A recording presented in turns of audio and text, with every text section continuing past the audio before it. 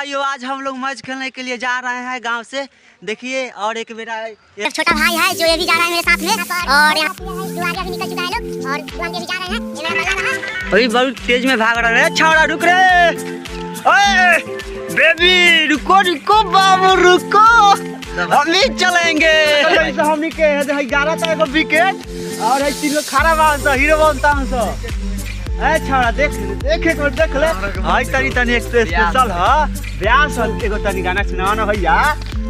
गाना मत सुनाओ। देखा भैया गाना देखन सुनाओ ते हम आ गल बनी तो ए विकेट गाड़ेला देखी हई ये बा हमनी पास बड़का खेला कर हई हमनी के नु।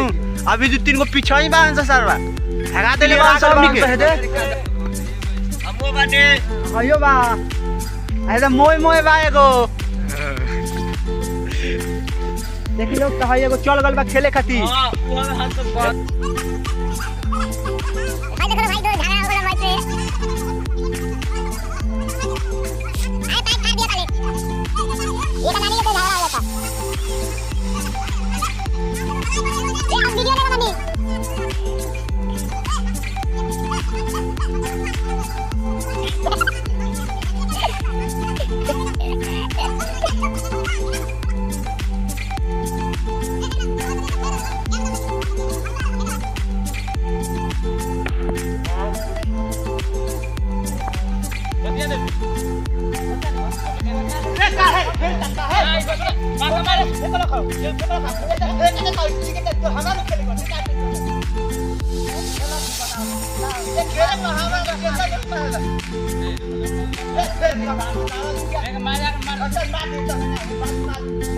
ई बला खबर खराब करता लो, ई गलत बात बा।